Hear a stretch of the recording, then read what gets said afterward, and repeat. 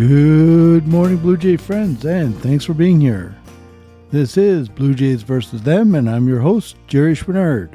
If you're new here, welcome to the show. For my returning listeners, welcome back. Whether you found this podcast by the link I post to Facebook, on Twitter, or whatever podcast provider you listen from, I want to thank you for tuning in.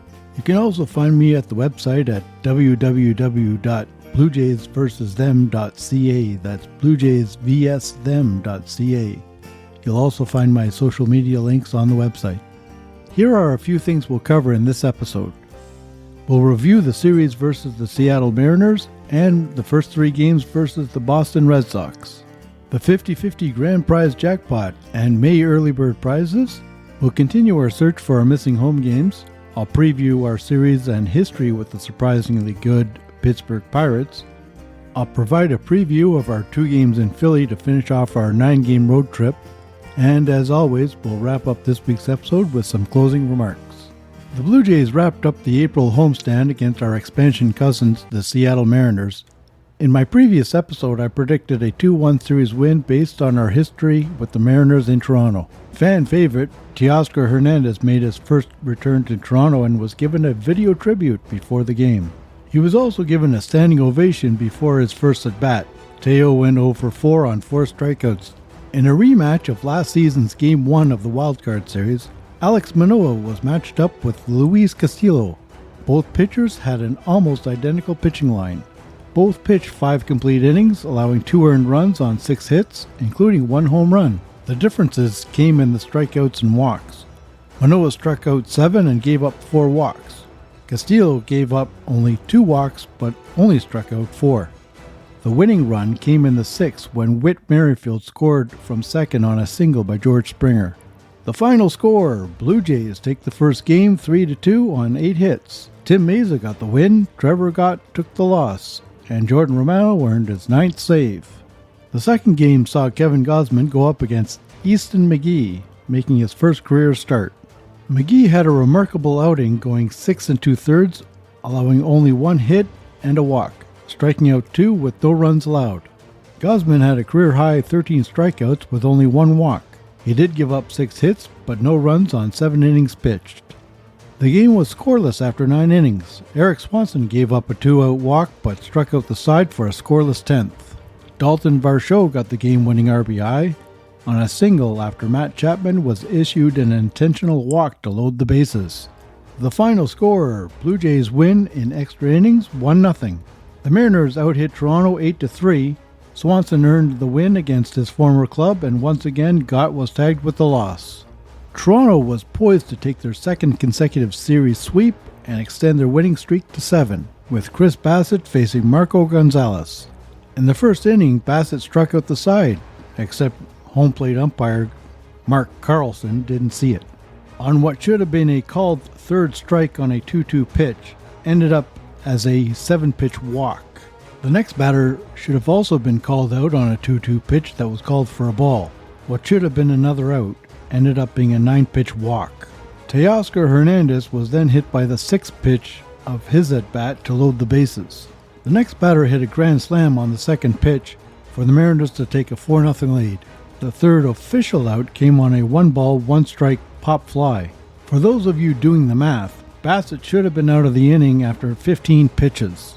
The non-strike calls by home plate umpire Mark Carlson cost Bassett an extra 23 pitches for a 38-pitch inning and 4 runs. The Jays did battle back to take an 8-4 lead heading into the 6th. Bassett would only pitch 5 innings on 96 pitches, 61 were for strikes, officially. Giving up only 1 other hit, he struck out 7 and walked 4.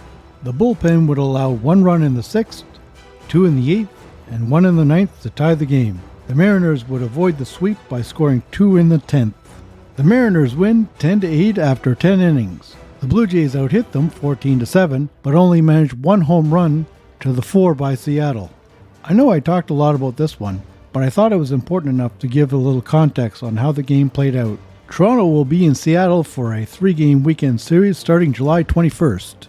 Starting on Monday, the Blue Jays began a 9-game road trip with 4 at Fenway Park.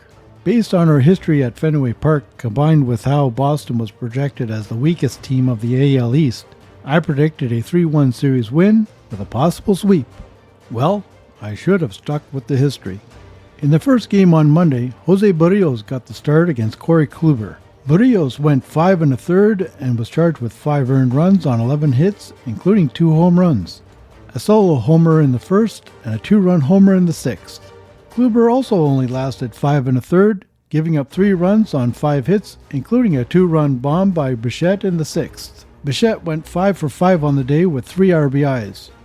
Verdugo hit a walk-off homer in the ninth off Jordan Romano. I've already said how I dislike the idea of bringing in our closer in a tie game situation.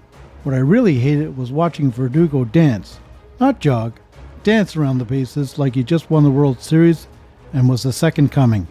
Listen, Joe Carter showed more class after actually hitting a World Series game-winning home run in '93. Don't come at me with Blue Jay hitters showboating either, or give me very specific instances that don't include Jose Bautista's bat flip or Alomar throwing both arms up and staring over at Dennis Eckersley. Neither one of them come close to that, and both were in playoff situations. And for Verdugo to spout off on a podcast about Manoah staring into the dugout after a strikeout, shut up, dude. Shut your mouth. The final score, the Red Sox won 6-5, out-hitting the Blue Jays 13-9. Romero would be charged with the second loss, and Josh Winkowski was credited with the win. On Tuesday, Yosei Kikuchi got the start against Tanner Huck and only managed to pitch 4 1/3 innings, giving up 5 runs on 9 hits, including 2 solo home runs. The Blue Jays would score 6 runs in the 5th inning, capped off by a 3-run bomb by Dalton Varsho. The Red Sox would score the eventual game winner off a solo home run given up by Swanson in the 8th inning. The Red Sox take the second straight game, winning 7-6 off 14 hits to Toronto's 8. The third game of the series on Wednesday had Alek Manoah against Canada's Nick Pivetta. Manoah pitched 5 innings, giving up 2 earned runs on 8 hits, striking out 3. Pivetta pitched 6 innings, giving up 3 runs on 5 hits, including home runs to Varsho and Guerrero. Boston wins 8-3 for their 5th straight win and extending Toronto's losing streak to 4. Boston out-hit the Jays 15-6, and the Jays made an uncharacteristic 4 errors on the day. Later today, the Jays will wrap up their 4-game series at Fenway before heading to Pittsburgh for a 3-game weekend series. Kevin Gausman is expected to get the start, and Toronto will be looking to salvage 1 win after losing the first 3. The Blue Jays will host the Red Sox over Canada Day weekend starting June 30th. Previously, I predicted the Jays Care 50-50 jackpot for April would go over $2 million, while at the time it was only $1.4 million. The final value of the jackpot reached $2,873,030. Apparently, the winning ticket was an in-stadium purchase. Jays Care has no phone number to get in touch with the winning ticket holder. If you purchase your ticket at the stadium, please go to jayscare.com to see if you have the winning ticket. Just throw me a couple thousand for reminding you. In all seriousness, I'll leave a link to the Jays Care in the description for the episode.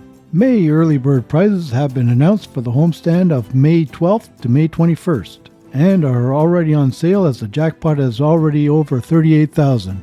On Friday, May 12th, will be a $250 Jays Shop gift card. For Saturday, May 13th, a Blue Jays memorabilia bundle pack. On Sunday, May 14th, a $250 gift card for the keg. And Monday, May 15th, is a second Jays Shop gift card, also for $250. Tuesday, May 16th, is a second memorabilia bundle pack. And on Wednesday, May 17th, is a gift card for the keg, also for $250. I'll end with Thursday, May 19th, with their third Blue Jays memorabilia bundle pack. Next week, I'll recap the prizes for the week ahead and when the jackpot ticket will be drawn. Remember, as of this recording, the April jackpot has not been claimed, so use your link in the description below to check if you have the winning ticket. Previously, and more specifically, at the beginning of this journey through Blue Jays history, I said the MLB owed Toronto 8 home games. Well, 4. If you take 4 of the road games and make them home games, it evens out. I'll link that episode in the description. My data was incorrectly calculated. I know, 2 mistakes in 2 weeks. How are you guys ever going to trust me with what I'm saying? I'm catching my own mistake. No, that's not correct either. Someone caught a mistake I let publish about the date for the Jose Bautista game. Anyway, the point is, I found an error in my database, and when I corrected it, the calculations for the home and away games, there were only 6, meaning MLB owes Toronto 3 home games. Since my error was in the COVID season of 2020, when our home was at other ballparks until a temporary home at Buffalo's Sahlen Field could be set up. The error, by the way, was calculating 2 games played at Washington. They played as the home team, and I had included those games as away. I'll also tell you I sent an email to baseballreference.com to tell them of their mistakes, but that's a story for another time. At the end of our journey last week, we were about to head into the 2020 season. While it's not the complete mess I had originally thought, it was rather interesting. At the end of the 2019 season, the Jays had played 6,844 games, and 3,420 of them were at home, and 3,424 of them were on the road. For the sake of conversation, in 2020 and 2021, home games will be any games the Jays played as the home team, meaning they got the last at bat.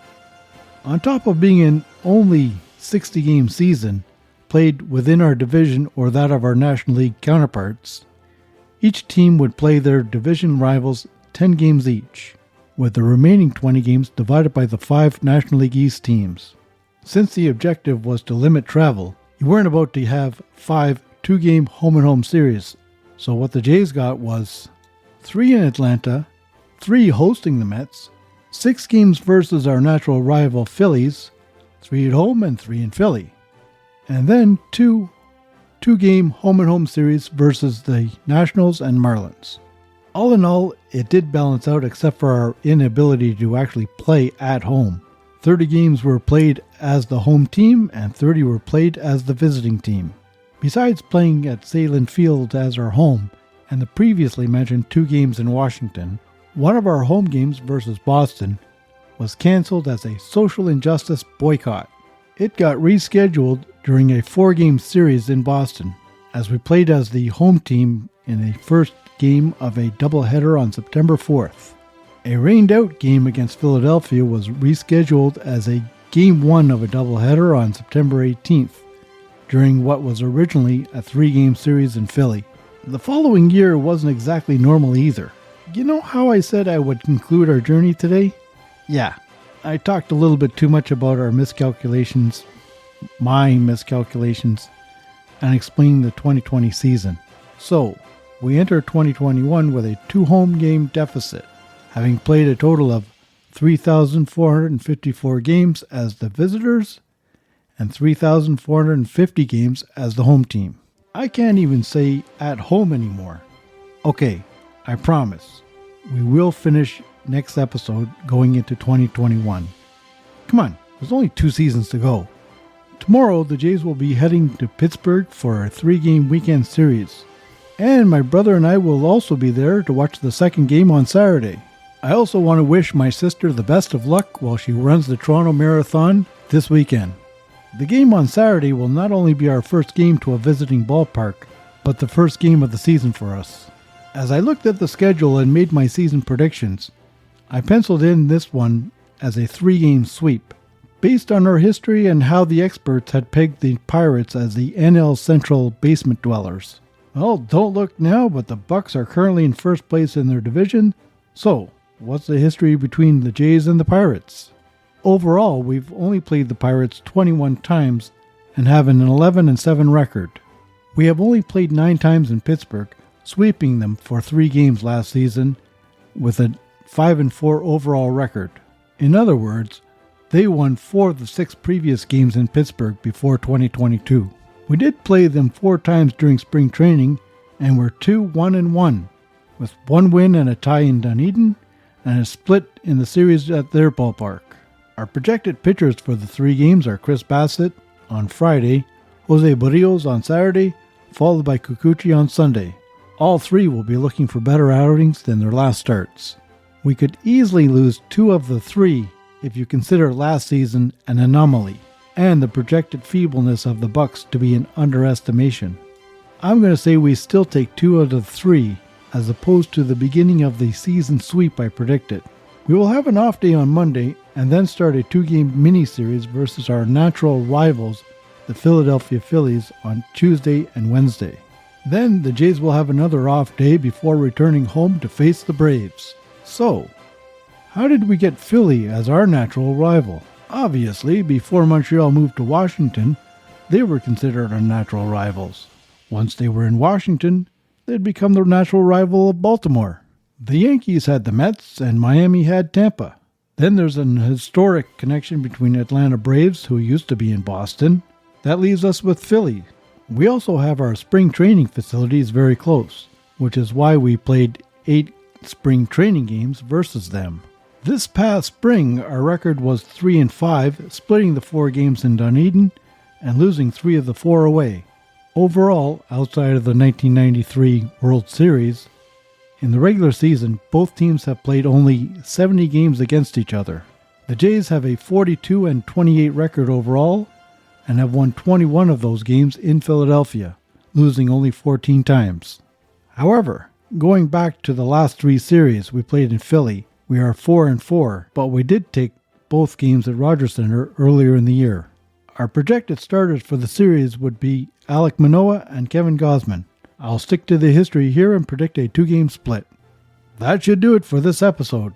Join me next Thursday as we look back at our final game of the 4-game series in Fenway, our weekend in Pittsburgh, both mine and the team's, finally our 2 games to wrap up the 9-game road trip in Philly. I will also remind everyone of the 50-50 draw prizes for the Homestand versus Atlanta, the Yankees, and Baltimore, along with the promotional nights. We will conclude our journey through the Blue Jays' history by resuming with the 2021 season. I promise.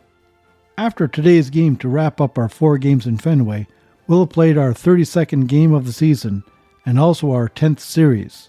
I'll give you my preseason predictions for the season so far with comparison to how the Jays actually did. I'll give you my predictions for the next 2 series. Why not drop your comment with your predictions? Or what's your take on Verdugo's walk-off dance around the bases for Monday's game? As always, I've been your humble host, Jerry Schwinard, and you've been listening to Blue Jays vs. Them. Once again, I want to thank you for spending your time with me. Join me next Thursday and every Thursday of the regular season. Until then, take care of yourself and take care of your loved ones. Have a wonderful rest of your day, and let's go Blue Jays, let's go. Bye for now.